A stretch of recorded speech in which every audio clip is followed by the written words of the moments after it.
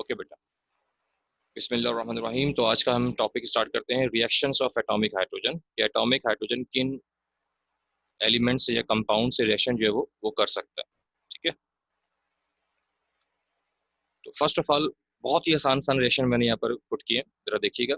Reaction with metals, ये किसी भी टाइप के मेटल के साथ रिएक्शन कर लेगा, किसी भी टाइप के मेटल के साथ। आपके जो पीरियोडिक टेबल है बेटा, उसमें बेशुमार मेटल्स हैं, तो उसमें से ये किसी भी टाइप के मेटल के साथ इजीली रिएक्शन जो है वो परफॉर्म कर लेगा। अब मैंने जो मेटल चूज किया उसमें एक कैल्शियम लिया है, सिंपल सा बिल्कुल, ताकि आपको रिएक्शन समझ में आ जाए। और एक लिया मैंने बेटा सोडियम। तो कैल्शियम के साथ हाइड्रोजन कंबाइन होगा तो सिंपल आपके पास कैल्शियम हाइड्राइड जो वो फॉर्म हो जाए। कैल्शियम हाइड्राइड का फार्मूला CaH2 है, क्योंकि 2 इसलिए लिखा है बेटा क्योंकि कैल्शियम की जो वैलेंसी होती है वो 2 होती है, क्योंकि ये सेकंड ग्रुप से बिलोंग करता है। इसलिए यहाँ पर हम लिखेंगे कैल्शियम हाइड्राइड 2 लिख देंगे यहाँ पर, ताकि वैलेंसी जो है वो यहाँ पर हम मेंशन कर सकें। सेकंड मेटल हमारे पास है सिंपल सोडियम। सोडियम के साथ हम इससे रिएक्शन करवाएंगे, सोडियम और हाइड्रोजन आपस में कंबाइन होंगे, सोडियम और हाइड्रोजन कंबाइन होकर सोडियम हाइड्राइड को फॉर्म करेंगे। अब यहाँ पर जो सोडियम हाइड्राइड बन रहा है, यहाँ पर कोई वैलेंसी मेंशन नहीं की। वजह उसकी बड़ा सिंपल है कि सोडियम बिलोंग करता है फर्स्ट ए ग्रुप से बिलोंग करता है, इसलिए इसकी जो वैलेंसी होती है बेटा वो +1 होती है, तो यहाँ पर हम 1 जो है वो मेंशन नहीं करेंगे। तो ये सिंपल मेटल के साथ जो है वो रिएक्शन कर सकता है। इसके अलावा अगर आप चाहें तो इस मेटल के अलावा कोई दूसरा मेटल भी इस्तेमाल कर सकते हैं, जैसे कैल्शियम की जगह पर आप मैग्नीशियम इस्तेमाल कर लें, कोई इशू नहीं है। स्ट्रॉन्शियम इस्तेमाल कर लें, कोई इशू नहीं है। सोडियम की जगह पर आप लिथियम इस्तेमाल कर लें, पोटाशियम इस्तेमाल कर लें, कोई इशू नहीं है। लेकिन सिंपल सिंपल इस्तेमाल कीजिएगा ऐसे एलिमेंट्स जो आपको याद भी रहें। ऐसा ना हो कि आप यूज़ तो कर लें लेकिन बाद में आपको वो याद ही ना रहे कि आपने यूज़ क्या किए थे, कौन कौन से एलिमेंट्स से, तो फिर आपको प्रॉब्लम होगी उसको इक्वेशन को मेंशन करने में। तो बेटा ये तो सिंपल मेटल के साथ इसके रिएक्शंस। अब हम आते हैं कुछ नॉन मेटल के साथ। नॉन मेटल जो है वो हमारे पास पी ब्लॉक के अंदर प्रेजेंट होते हैं। एस ब्लॉक में, डी ब्लॉक में और एफ ब्लॉक में नॉन मेटल्स नहीं है। पी ब्लॉक में बेशुमार नॉन मेटल्स जो है वो प्रेजेंट है। उसमें से चंद एक मैंने ये लिए हैं, और ऐसे लिए हैं जिससे रिएक्शन आप इजीली कर सकें, जिसके कंपाउंड्स के बारे में आपको इन्फॉर्मेशन हो, मैंने वो यहाँ पर चूज किए। तो बेटा उसमें जो सबसे इंपॉर्टेंट है आपके सामने, जो मैंने चंद एलिमेंट्स लिए हैं वो आप देख लीजिए कौन कौन से एलिमेंट्स हैं। जैसे फॉर एग्जांपल मैंने फास्फोरस लिया, ठीक है। तो फास्फोरस और हाइड्रोजन आपस में मिलेंगे तो फॉस्फीन एक गैस होती है वो बनाते हैं, PH3। फास्फोरस की वैलेंसी बेटा 3 होती है, तो यहाँ पर हम 3 मेंशन करेंगे। हाइड्रोजन और ऑक्सीजन मिलते हैं तो डिफरेंट कंडीशंस के ऊपर ये डिफरेंट कंपाउंड बनाते हैं। ये वाटर भी बना सकते हैं और हाइड्रोजन पर ऑक्साइड भी बना सकते हैं, ठीक है। तो नॉर्मली तौर पर ये हाइड्रोजन पर ऑक्साइड जो है वो परफॉर्म करता है, H2O2, ये हाइड्रोजन पर ऑक्साइड। क्लोरीन ये भी नॉन मेटल है, इससे रिएक्शन करवाएगा तो वो HCl को फॉर्म करेगा। सल्फर भी नॉन मेटल है, इससे रिएक्शन करेंगे तो बेटा हाइड्रोजन सल्फाइड जो है वो बन जाएगा। तो आपने याद रखना है कि किस एलिमेंट से कौन सा कंपाउंड जो है वो मैन्युफैक्चर हो रहा है ना। तो फास्फोरस से फॉस्फीन, ऑक्सीजन से वाटर भी बना सकते हैं, हाइड्रोजन पर ऑक्साइड भी बना सकते हैं। सल्फर से बेटा हाइड्रोजन सल्फाइड, और क्लोरीन से HCl जो है वो फॉर्म करेगा। ये हो गया आपके पास नॉन मेटल्स। इसके बाद जो नेक्स्ट हमारे पास आता है वो आता है ऑक्साइड्स के साथ। अब ऑक्साइड्स किसे कहते हैं बेटा? ऑक्साइड्स ऐसे कंपाउंड्स होते हैं जिसमें ऑक्सीजन प्रेजेंट होती है, यानी ऑक्सीजन जब किसी भी किस्म के दूसरे मेटल या नॉन मेटल के साथ रिएक्शन करता है तो जो न्यू कंपाउंड बनता है उसे बोलते हैं ऑक्साइड्स बोलते हैं। मैं रिपीट कर देता हूँ, ऑक्साइड्स का मतलब होता है कंपाउंड्स ऑफ ऑक्सीजन, सिंपल कह लीजिए। कंपाउंड्स ऑफ ऑक्सीजन का मतलब है कि जब ऑक्सीजन किसी भी दूसरे मेटल या नॉन मेटल के साथ रिएक्शन करके कुछ न्यू कंपाउंड फॉर्म करता है उसे ऑक्साइड्स बोलते हैं। तो यहाँ पर हम कुछ ऑक्साइड्स लेंगे, जैसे example copper oxides, copper oxide, tungsten oxide, mercury oxide, ठीक है ना। तो ये ऐसे ऑक्साइड्स हैं जिनके साथ हाइड्रोजन या एटॉमिक हाइड्रोजन इजीली जो है वो रिएक्ट कर लेता है। तो अब आपको देखेंगे कि यहाँ पर कौन सी प्रॉपर्टी को हम यहाँ पर डिस्कस कर रहे हैं। यहाँ पर हम प्रॉपर्टी डिस्कस करेंगे रिड्यूसिंग एजेंट की, कि हाइड्रोजन जो है वो रिड्यूसिंग एजेंट है या नहीं, वो किस तरह बिहेव करता है। तो हाइड्रोजन जो है जैसे ही वो ऑक्साइड के साथ रिएक्शन करेगा, कॉपर ऑक्साइड के साथ, तो वो यहाँ से ऑक्सीजन को कैच करेगा और अपने साथ मिला लेगा और वाटर को फॉर्म करेगा। और जो मेटल होगा जैसे कॉपर, वो बिल्कुल सेपरेट सिंगल फॉर्म के अंदर जो है वो एटॉमिक फॉर्म के अंदर आपको जो है वो मिल जाएगा। यहाँ पर इसने किया क्या? यहाँ पर इसने ये किया है कि हाइड्रोजन ने इससे ऑक्सीजन को गेन किया, यानी कि ऑक्साइड ने अपना ऑक्सीजन लॉस कर दिया। और बेटा जो लॉस ऑफ ऑक्सीजन होता है वो कहलाता है रिडक्शन। अब ये पॉइंट याद रखिएगा। देखिए, कॉपर ऑक्साइड के पास यहाँ पर ऑक्सीजन है, जबकि यहाँ पर कॉपर के पास ऑक्सीजन नहीं है। तो इसका मतलब है कि कॉपर ऑक्साइड ने अपना ऑक्सीजन लॉस किया है या डोनेट किया है। किसको डोनेट किया उसने? उसने जनाब हाइड्रोजन को डोनेट किया। तो कॉपर ऑक्साइड ने क्योंकि ऑक्सीजन डोनेट किया है या लॉस किया है, तो लॉस ऑफ ऑक्सीजन जो होता है वो कहलाता है रिडक्शन कहलाता है। अब इस केमिकल की रिडक्शन कर कौन रहा है? डेफिनेटली हाइड्रोजन कर रहा है, इसलिए हाइड्रोजन कहलाएगा बेटा रिड्यूसिंग एजेंट कहलाएगा।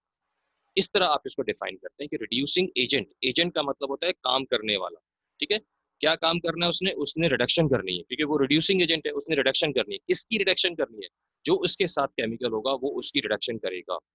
अब उसके साथ जो केमिकल है वो ऑक्साइड है, उसमें से ऑक्सीजन उसने रिमूव करनी है, क्योंकि जब ऑक्सीजन रिमूव होती है किसी केमिकल से तो वो कहलाती है रिडक्शन। तो इसका मतलब ये हुआ कि अगर इस केमिकल की रिडक्शन होगी तो वो कौन करेगा? वो करेगा हाइड्रोजन। तो that's why hydrogen is a reducing agent. अब ये गुड रिड्यूसिंग एजेंट क्यों है? क्योंकि बेटा इसमें कोई बॉन्डिंग ही नहीं है, तो ये बहुत जल्दी रिएक्शन करता है। तो ये कुछ 3 एग्जांपल दिए मैंने यहाँ पर आपको ऑक्साइड की, कॉपर ऑक्साइड, सिल्वर ऑक्साइड और टंगस्टन ऑक्साइड। ये तीनों के अंदर सेम काम हो रहा है कि ऑक्सीजन रिमूव हो रही है और जो एलिमेंट्स हैं वो मेटालिक फॉर्म में सिंगल सिंगल आपको मिल रहा है। यहाँ पर अगर देखा जाए तो ये भी रिड्यूसिंग एजेंट की एग्जांपल है, लेकिन इसमें बस ऑक्साइड का इस्तेमाल नहीं कर रहे हम, इसमें सिल्वर क्लोराइड एक सॉल्ट होता है उसका इस्तेमाल कर रहे हैं, सिल्वर क्लोराइड। इसमें क्लोरीन के साथ रिएक्शन कर रहे हैं और HCl फॉर्म कर रहे हैं। ठीक है, अब अगर यहाँ पर देखा जाए कि सर यहाँ पर तो ऑक्सीजन है ही नहीं, तो फिर यहाँ पर वो रिड्यूसिंग एजेंट को किस तरह मतलब कि हम डिफाइन करेंगे? तो बेटा देखें, रिडक्शन की जो डेफिनेशन है वो ऑक्सीजन के लिहाज से भी होती है, हाइड्रोजन के लिहाज से भी होती है, इलेक्ट्रॉन की गेन और लॉस के लिहाज से भी होती है, और उसके ऊपर जो वैलेंसी होती है उसकी, जो फॉर्मल चार्ज जिसे हम ऑक्सीडेशन नंबर कहते हैं, उसके लिहाज से भी होती है। अब यहाँ देखें, यहाँ पर जब सिल्वर क्लोराइड यहाँ पर रिएक्शन परफॉर्म कर रहा है तो यहाँ जो कंपाउंड बना हुआ है तो उस वक्त यह है कि सिल्वर की जो वैलेंसी है यहाँ पर वो है +1 और क्लोरीन की वैलेंसी बेटा -1। तभी तो ये आपस में रिएक्शन कर रहे हैं, आपस में कंबाइन है ये दोनों। तो यहाँ पर सिल्वर की वैलेंसी +1 है, जबकि यहाँ पर सिल्वर जो है वो मेटालिक फॉर्म के अंदर है, सिंगल फ्री फॉर्म में। तो जब भी कोई एलिमेंट या मेटल सिंगल फ्री फॉर्म में होता है तो उसकी वैलेंसी बेटा 0 होती है। ठीक है, मैं इस पॉइंट को दोबारा रिपीट कर रहा हूँ, ये आपको फर्स्ट ईयर में भी समझाया था चैप्टर नंबर 7 में, जब ऑक्सीडेशन नंबर हम परफॉर्म कर रहे थे, कैलकुलेट कर रहे थे। तो देखिए बेटा, दोबारा देखिए, यहाँ पर सिल्वर क्लोराइड है, तो सिल्वर की वैलेंसी यहाँ बेटा +1 है और क्लोराइड की वैलेंसी यहाँ पर -1 है। ठीक है, तब आपस में ये एक आयनिक कंपाउंड जो है वो बना रहे हैं। जैसे ही यहाँ पर सिल्वर पहुंचता है तो सिल्वर ने क्लोरीन को रिमूव कर दिया, अब सिल्वर अकेला है सिंगल फॉर्म में, फ्री फॉर्म में। तो जब कोई मेटल फ्री फॉर्म में या कोई एलिमेंट फ्री फॉर्म में होता है तो उसकी वैलेंसी बेटा 0 होती है, 0 होती है। ठीक है, तो यहाँ +1 थी, यहाँ पर 0 है, तो ये ऑक्सीडेशन नंबर जो है वो डिक्रीज हो रहा है, +1 से 0, ठीक है ना, डिक्रीज हो रहा है। तो जो डिक्रीज इन ऑक्सीडेशन नंबर होता है उसे बोलते हैं रिडक्शन, बोलते हैं उसे, बोलते हैं रिडक्शन। तो अब सिल्वर क्लोराइड की रिडक्शन हो रही है, तो कर कौन रहा है? हाइड्रोजन कर रहा है, तो हाइड्रोजन कहलाएगा बेटा रिड्यूसिंग एजेंट कहलाएगा। तो ये थी इसकी कुछ रिएक्शंस थे जो कि आप लोगों ने मैंने कल आपको नहीं करवाए थे। मैं कहता था थोड़ा टाइम वेस्ट होगा, थोड़ा तफसील से आपको समझाना पड़ेगा, डिटेल में समझाना पड़ेगा, तो वो मैं आज यहाँ पर आपको मैंने इसको कवर किए। तो बेटा इसमें कोई प्रॉब्लम है तो आप दोबारा पूछ सकते हैं, मैं हल्का सा दोबारा इसको रिपीट कर देता हूँ, ठीक है, ताकि आपको कोई कंफ्यूजन ना रहे। देखिए बेटा, फर्स्ट ऑफ ऑल तो याद रखिएगा कि मेटल आप अपनी मर्जी से बेटा कोई भी मेटल इस्तेमाल कर सकते हैं, लेकिन आपको पता होना चाहिए कि वो मेटल है, मतलब उसके बारे में इंफॉर्मेशन भी होनी चाहिए कि जो एलिमेंट आप इस्तेमाल कर रहे हैं वो मेटल भी है कि नहीं है। तो आमतौर पर फर्स्ट ग्रुप और सेकंड ग्रुप के एलिमेंट्स आप इस्तेमाल कर लीजिएगा, वो आसान होते हैं, रिएक्शन थोड़ा ईजी हो जाता है। ठीक है, तो मैंने यहाँ पे इस्तेमाल किया कैल्शियम, जो कि सेकंड ग्रुप का एलिमेंट है, तो कैल्शियम से हाइड्रोजन को रिएक्शन करवाया तो कैल्शियम हाइड्राइड बन गया। मैंने यहाँ इस्तेमाल किया सोडियम, तो सोडियम से हाइड्रोजन को रिएक्शन करवाया तो सोडियम हाइड्राइड बन गया। अगर बच्चों को कन्फ्यूजन है आपको बेटा ये कि यहाँ पर सर 2 नहीं लिखा हुआ, यहाँ पर आपने 2 लिखा, बेटा ये वैलेंसी की वजह से लिखा जाता है। कैल्शियम सेकेंडरी ग्रुप से बिलोंग करता है, इसकी वैलेंसी +2 होती है, तो यहाँ पर हम 2 लिख देंगे। सोडियम बेटा फर्स्ट ग्रुप से बिलोंग करता है, इसकी वैलेंसी +1 होती है, तो यहाँ पर हम इसलिए 1 लिख देंगे। नेक्स्ट वन, आपके पास जो रिएक्शन है वो नॉन मेटल के साथ है। नॉन मेटल आपके पी ब्लॉक्स में होते हैं, ठीक है, आपने ब्लॉक्स पढ़े थे फर्स्ट चैप्टर में, S block, P block, D block, F block.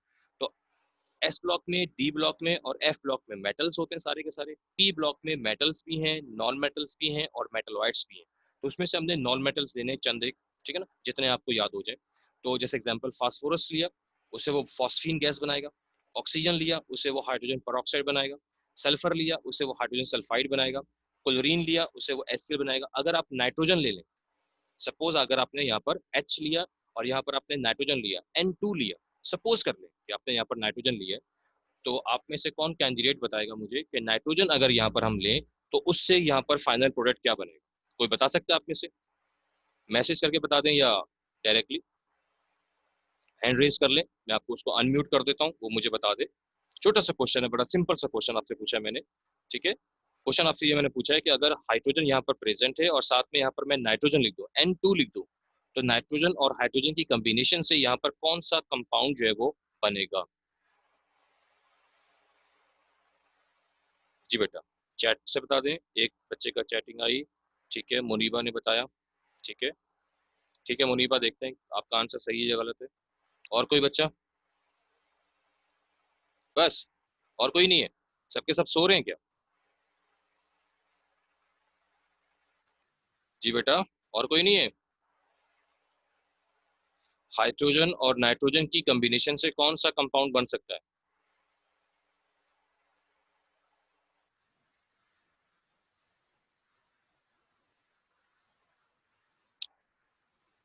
एक मैसेज और आया मेरे पास, अलीशा वाहिद, 2NH।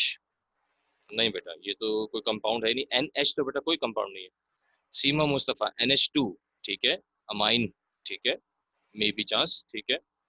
और देखें, कम से कम आंसर तो दे रहे हैं कम से कम आप लोग, ठीक है।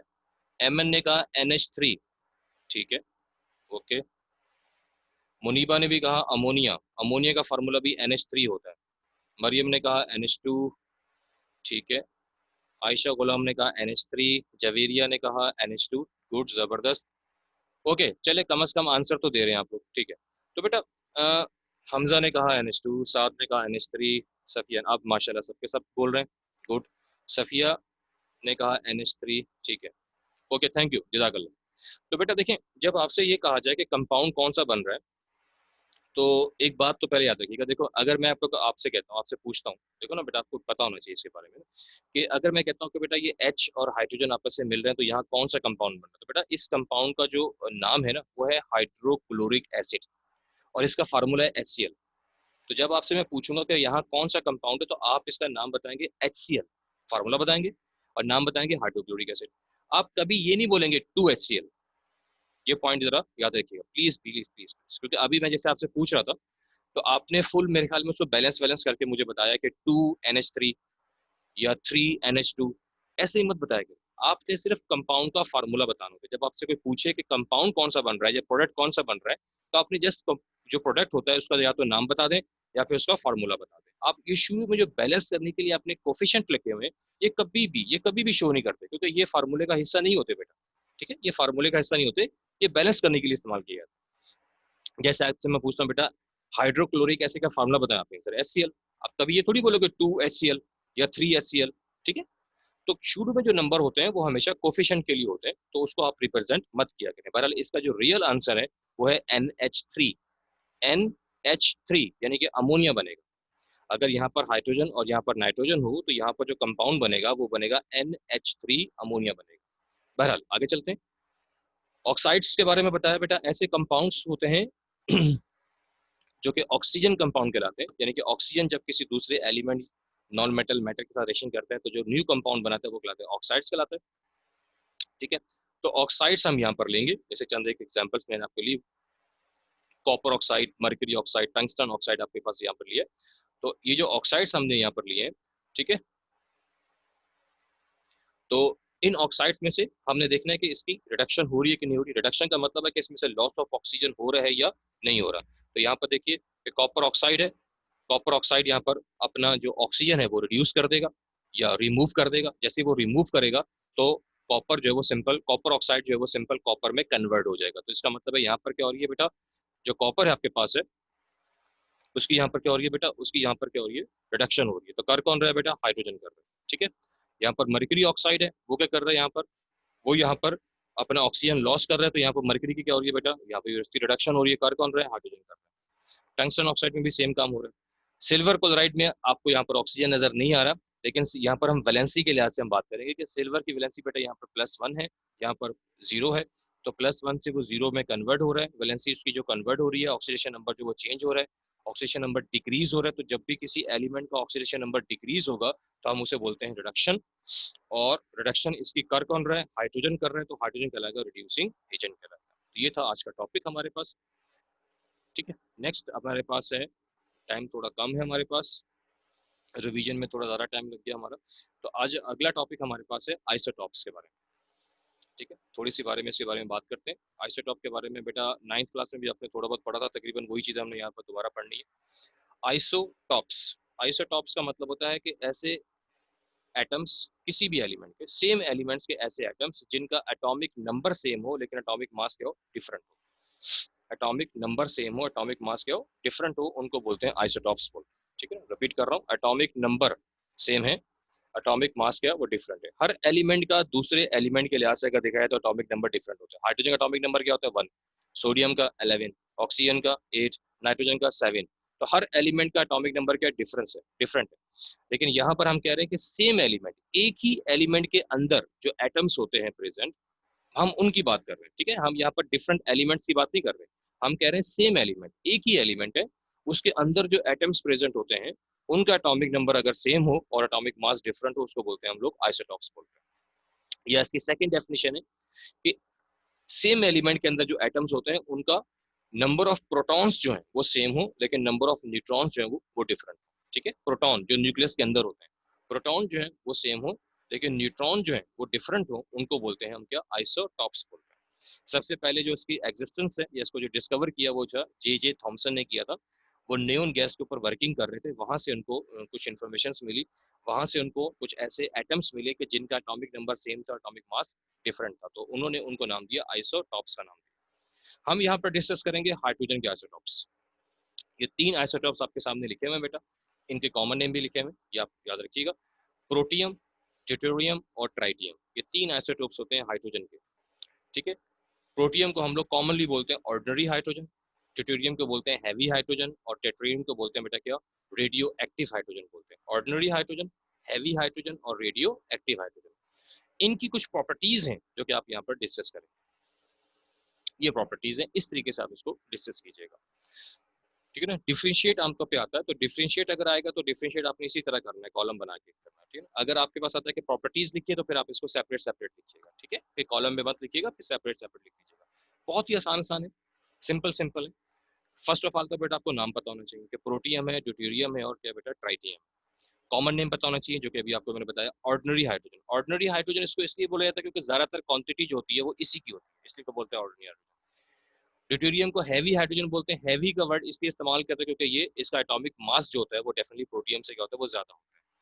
ट्राइटियम को बोलते हैं रेडियो एक्टिव, इसको इसलिए बोलते हैं रेडियो एक्टिव क्योंकि बेटा इस एटम में से कुछ अल्फा बीटा और गामा रेज जो है वो रिलीज हो रही होती है, इसलिए इसको बोलते हैं रेडियो एक्टिव हाइड्रोजन बोलते हैं। सिंबल के लिहाज से अगर देखा जाए तो ये इसका simple symbol H11, H12, H13, क्योंकि ये तीनों हाइड्रोजन के ही एटम्स हैं, इसलिए बेटा हाइड्रोजन का जो सिंबल है वही सिंबल इनके लिए इस्तेमाल किया जाएगा क्योंकि ये हाइड्रोजन के ही एटम्स हैं। जो डाउनवर्ड नंबर होता है वो एटॉमिक नंबर होता है, जो अपवर्ड नंबर होता है वो कहलाता है एटॉमिक मास कहलाता है या मास नंबर कहलाता है। तो इसका एटॉमिक नंबर क्या बेटा, बिल्कुल सेम है, और जो इसका मास नंबर क्या बेटा वो बिल्कुल चेंज है। ठीक है, रिपीट कर रहा हूँ, एटॉमिक नंबर क्या बेटा वो सेम है और एटॉमिक मास क्या वो चेंज है। तो यही इसकी डेफिनेशन है कि the atoms of the same elements which have same atomic number but different mass number is are called isotopes.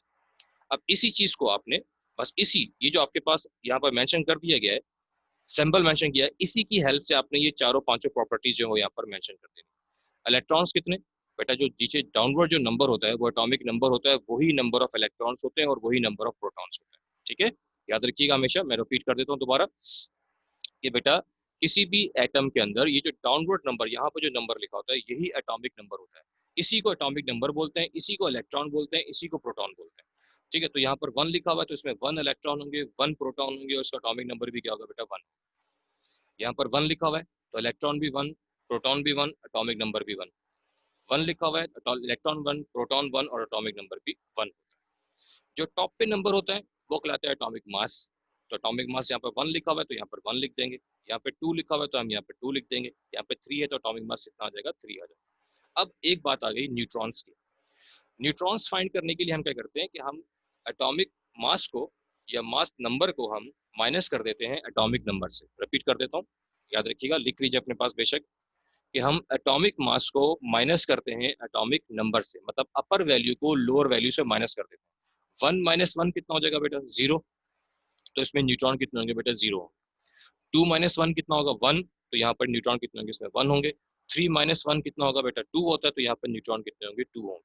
यानी कि तीनों के अंदर जो न्यूट्रॉन है वो डिफरेंट है, या डिफरेंट है। तो इसका मतलब ये हुआ कि जो सेकंड डेफिनेशन हम कर रहे थे इसकी, कि ये वाली, कि same number of protons but different number of neutrons, तो इसके लिहाज से अगर देखा जाए तो ये बिल्कुल सही है कि इसमें प्रोटॉन की जो क्वांटिटी है वो तो सेम है, लेकिन इसमें न्यूट्रॉन की जो क्वांटिटी है वो क्या है? वो डिफरेंट होती है। तो इसलिए इसको कहेंगे हम लोग आइसोटॉप्स कहेंगे।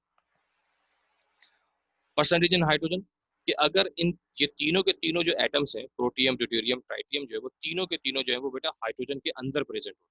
अब अगर ये हाइड्रोजन के अंदर प्रेजेंट है तो कौन ज्यादा क्वांटिटी में प्रेजेंट है, कौन कम क्वांटिटी में प्रेजेंट है, तो वो हम देखते हैं कि हाइड्रोजन बेटा इसमें प्रेजेंट है 99.98%, मतलब कि कौन सा हाइड्रोजन?